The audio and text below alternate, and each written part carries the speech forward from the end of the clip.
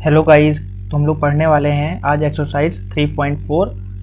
ठीक है, तो इसमें पहले कुछ हम मेन बातें समझ लेते हैं, फिर उसके बाद एक्सरसाइज करेंगे। ठीक है, तो पहले इसमें रोम्बस समझ लीजिए। जैसे रोम्बस समझ लिए, रेक्टेंगल समझ लिए, स्क्वायर समझ लिए, फिर आगे बढ़ते हैं। सारी कैरेक्टरिस्टिक समझ में आ गई तो एक्सरसाइज बहुत आसानी से हो जाएगी। ठीक है, तो देखिए रोम्बस। रोम्बस में पहले लिखा है a parallelogram with sides of equal length. ऐसा पैरेललोग्राम जिसकी साइड बराबर लेंथ की हैं। ठीक है, तो देखिए ये है पैरेललोग्राम, इसकी जो साइड्स हैं ये बराबर लेंथ की हैं। ये वाली साइड, ये वाली, ये वाली, यानी चारों आपस में बराबर हैं। अगर ये 4 सेंटीमीटर की है तो चारों 4 हैं। ठीक है, अच्छा देखिए ऑल प्रॉपर्टीज ऑफ पैरेललोग्राम ये लिखा है, यानी कि ये पूरा पैरेललोग्राम भी है। तो जो अगर कोई बोले कि रोम्बस एक पैरेललोग्राम है तो हाँ बिल्कुल है। ठीक है, तो ये बात ध्यान रखिएगा। ठीक है, ऑल प्रॉपर्टीज ऑफ पैरेललोग्राम यानी कि इसकी डायगोनल जो होती हैं वो बाइसेक्ट भी करती हैं आपस में। ठीक है, बाइसेक्ट करती हैं यानी दो भागों में बराबर तोड़ती हैं। ये इसके बराबर होगा और ये इसके। ठीक है, और अपोजिट एंगल्स बराबर हैं और एडजेसेंट एंगल्स 180 डिग्री के हैं, सप्लीमेंट्री हैं। ये सारी बातें ध्यान रखिएगा।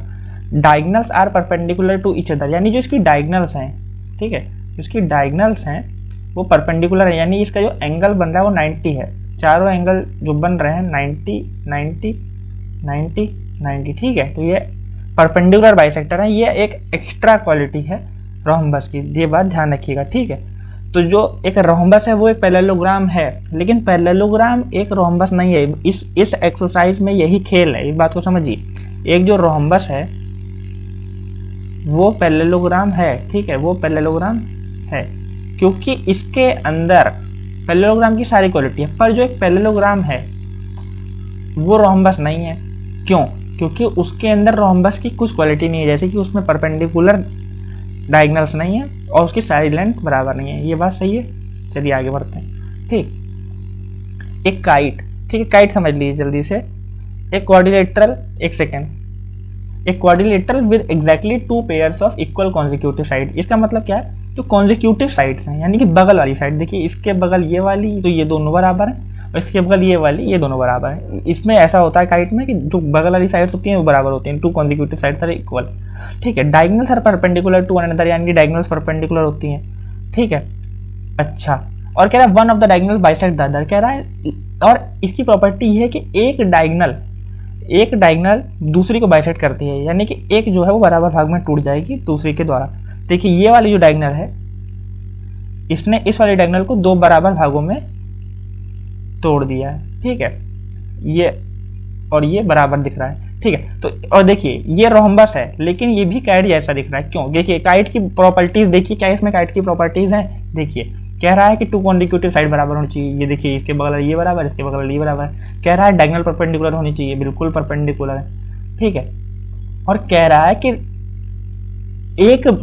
एक डायगोनल दूसरी को बाइसेक्ट करनी चाहिए। तो देखिए यानी दोनों ही बाइसेक्ट कर देती हैं, तो इसमें एक यानी एक तो बाइसेक्ट हो ही रही है।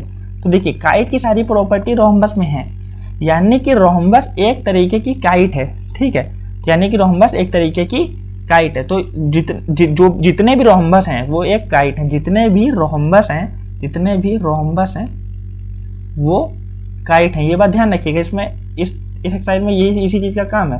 ठीक है, जितने भी रोम्बस हैं वो काइट हैं, पर सारी काइट क्या रोम्बस है? नहीं, क्योंकि साइड ही बराबर नहीं है चारों। ठीक है, तो ये बात ध्यान रखनी है आपको। चलिए आगे बढ़ते हैं, रेक्टेंगल समझ लेते हैं। हाँ, एक प्रॉपर्टी ऑफ ए पैरेललोग्राम,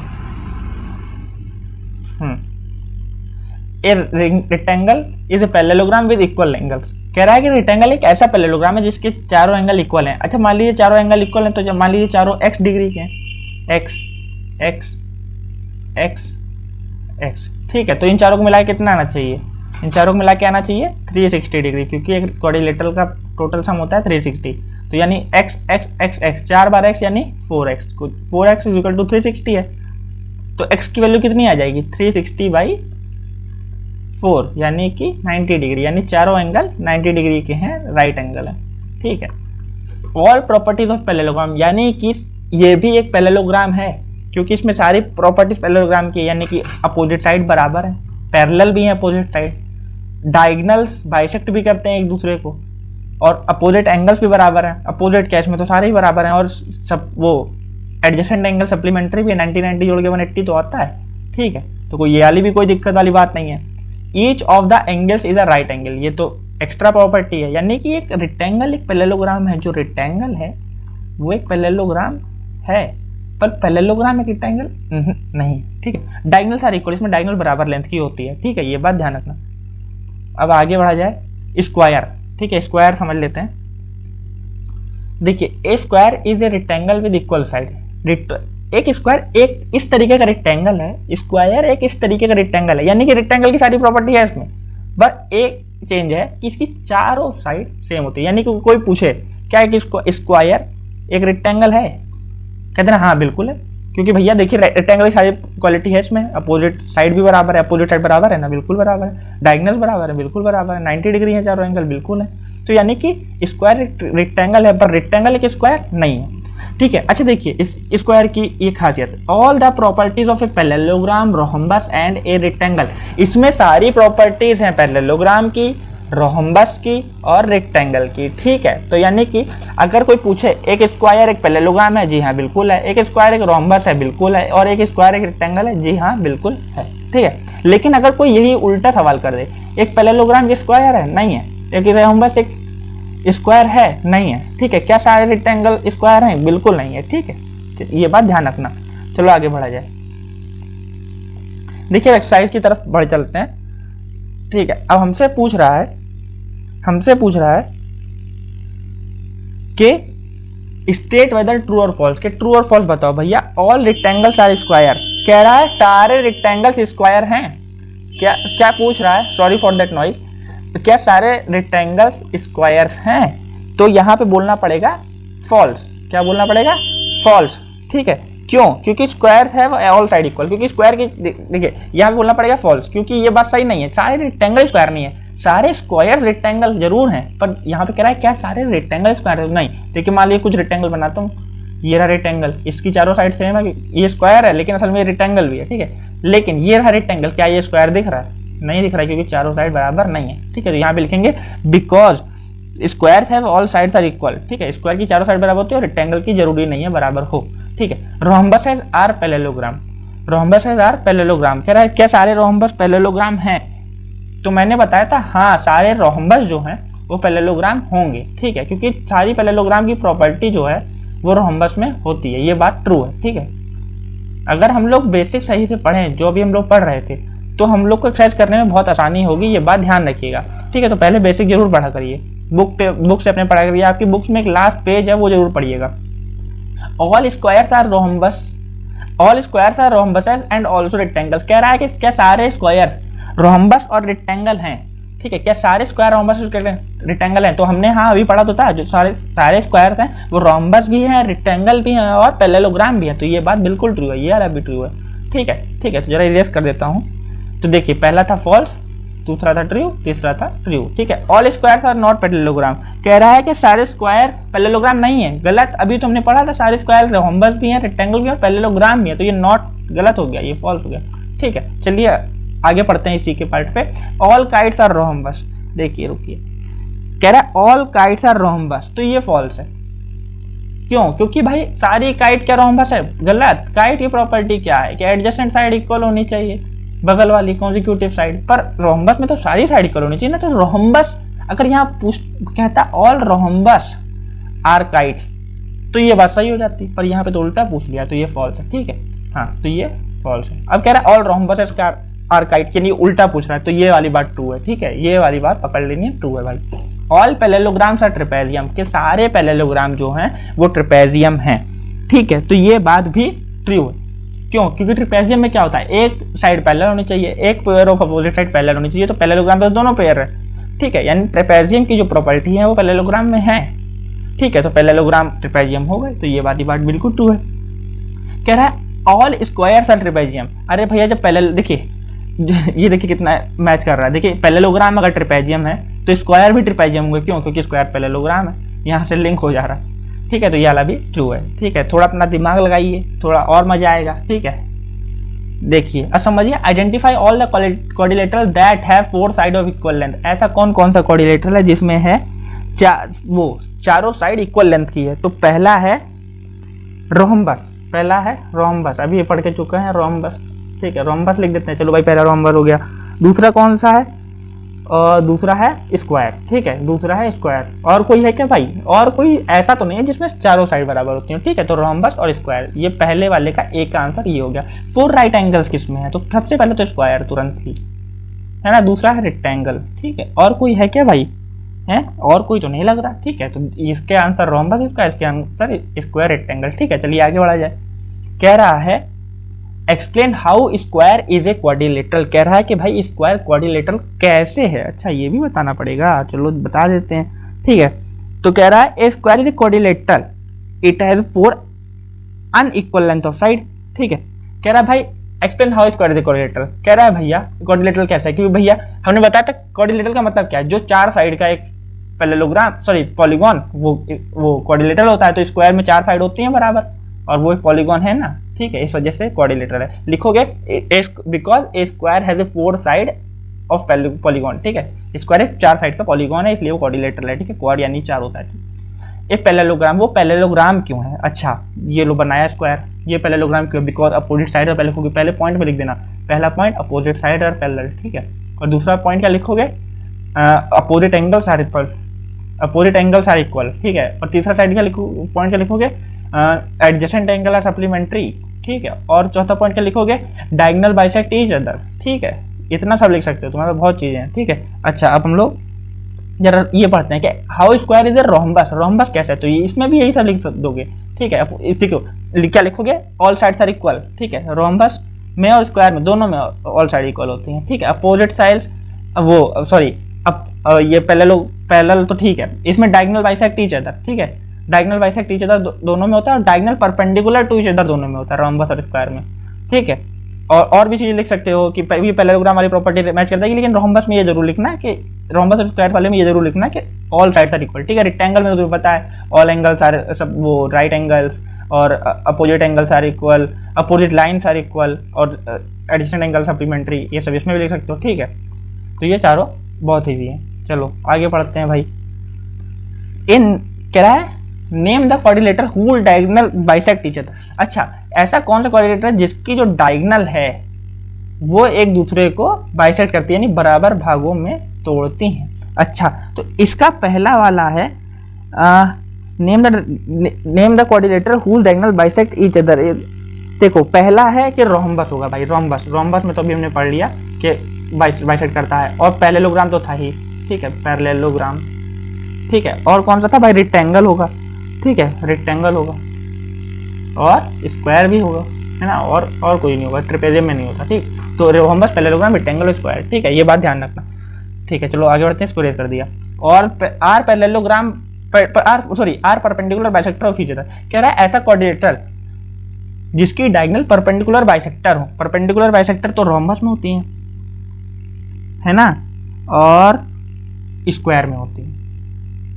ठीक है, परपेंडिकुलर बाइसेक्टर रोम्बस और स्क्वायर में होती है। ठीक है, अच्छा ऐसी डायगोनल जिसकी डायगोनल इक्वल है, तो ये स्क्वायर और रेक्टेंगल। ठीक है, सिर्फ दो में। ठीक, ये बात ठीक है, आगे बढ़ा जाए। ये अलग की है? नहीं की है भाई, इसको जरा समझ लो, ये समझना बहुत इजी है, ये बहुत इजी सवाल है। कह रहा है explain why rectangle is a convex quadrilateral. तो यार सबसे अगर तुम मेरी पुरानी वीडियो देखोगे तो उसमें मैंने बताया था कॉन्वेक्स और कॉनकेव पहचाने कैसे। कॉन्वेक्स का मतलब क्या होता है कि मान लो एक ऐसा कोई पॉलीगॉन यानी क्वाड्रिलेटरल लिखा है, यानी तुम मान लो एक क्वाड्रिलेटरल, ऐसा कोई क्वाड्रिलेटरल जिसकी सारी साइड सारे डायगोनल्स अंदर हो, यानी कि फिगर के अंदर हो। ये दोनों डायगोनल्स अंदर है ना, बाहर तो नहीं निकल रही ना, मतलब ये ठीक है, मतलब ये असल में बनती तो अंदर ही है ना, अंदर ही होती है। तो ऐसा कोई क्वाड्रिलेटरल, ऐसा कोई पॉलीगॉन जिसकी डायगोनल्स अंदर हो वो कॉन्वेक्स कहलाएगा। और ऐसा कोई क्वाड्रिलेटरल या पॉलीगॉन, देखिए अब मैं बनाता हूँ, 1 2 3 4, ये देखिए क्वाड्रिलेटरल है, लेकिन ये कॉनकेव है। क्या है? कॉनकेव। ये जो मैंने अभी ये वाला बनाया ये कॉनकेव है। देखिए राइटिंग मेरी थोड़ी अच्छी नहीं है क्योंकि ये पैड ऐसा है। ठीक है, तो देखिए इसकी डायगोनल बनाएंगे तो एक ये डायगोनल है और एक ये डायगोनल है। तो देखिए एक डायगोनल ये बाहर बनी है, ठीक है, ये डायगोनल बाहर बनी है, तो इस वजह से ये क्या है? कॉनकेव है। अब हमें बताना rectangle is a convex quadrilateral, इसका वजह बतानी है, एक्सप्लेन करना है। तो देखो क्या लिखोगे, देखो rectangle is a convex quadrilateral because, है ना, इट्स ऑल या टू लिख देना, two diagonals, it's two diagonals lie inside the figure. ठीक है, इनसाइड द फिगर। ठीक है भाई, समझ में आया कि जिसकी जो वो है क्या है, जिसकी जो डायगोनल है जब वो अंदर रहती हैं तो ऐसा फिगर कॉन्वेक्स होता है। ठीक है, तो इस रेक्टेंगल की दोनों जो डायगोनल्स हैं वो अंदर लाई करती हैं, इसलिए वो कॉन्वेक्स है, रेक्टेंगल जो है वो कॉन्वेक्स कोऑर्डिनेटर है। समझ में आई। और देखो इसमें कोई डेंट भी नहीं है। अच्छा देखो, ये अलग ये बता सकते हो, there is no dent. Dent का मतलब है, अच्छा देखिए रेक्टेंगल, देखिए रेक्टेंगल क्या कहीं से धसा होता है? रेक्टेंगल कहीं से धसा होता है। ठीक है, देखिए ये फिगर, इस फिगर को देखिए, कॉनकेव है, ये इस साइड से धसा हुआ है। ठीक है, ये इस साइड से धसा हुआ है, लेकिन मैंने बताया था कि कॉनकेव में डेंट मिलेगा, डेंट होगा। ठीक है, डेंट यानी कॉनकेव फिगर जो है वो कहीं ना कहीं से धसा होगा, लेकिन कॉन्वेक्स वाला धसा नहीं होगा, ये कॉन्वेक्स है। ठीक है, रेक्टेंगल तो there is no dent in the rectangle, so it is a convex coordinator. ठीक है, ये ऐसे भी लिख सकते हो। चलिए अब ये वाला पढ़ लेते हैं। ABC is a right angle triangle and O is the midpoint of side opposite to the right angle. Explain why is O is equidistant from A, B and C. The dotted lines are drawn additionally to help you. देखो भाई NCERT वाले कितने अच्छे हैं, सारी मदद कर दे रहे हैं। देखो भाई पहले इन्होंने क्या बताया था, ABC एक राइट एंगल ट्राइंगल यानी ये 90 डिग्री है। ठीक है, और इन्होंने क्या किया, बताया कि ये AB का मिड पॉइंट है O, है ना, और ये राइट एंगल ट्राइंगल है, AB का मिड पॉइंट है O, और हमको बताना है कि ये जो O है वो A से B से और C से, O जो है भाई वो A से B से और C से बराबर दूरी पे है, यानी कि OA, OB और OC बराबर है, ये हमको दिखाना है। ठीक है, अच्छा देखो करेंगे कैसे। तो इन्होंने क्या कहा कि भैया इतना बुद्धि चार ना चला पाओ, वो तो होशियार होगे चला लोगे। ठीक है, तो एकदम देखिए सेम टू सेम ABC का उल्टा इन्होंने ऐसे करके डॉटेड लाइन बढ़ा दी। ठीक है, अब तुम कर ले जाओगे, बताओ क्यों? क्योंकि ये बन गया रेक्टेंगल, ये 90 डिग्री है, ये भी 90 डिग्री और ये दोनों भी 90 डिग्री ही होंगे। ठीक है, ठीक है, बन गया रेक्टेंगल। अच्छा रेक्टेंगल बन गया तो इससे क्या पता चला? देखो इससे क्या पता चला बताते हैं, है ना।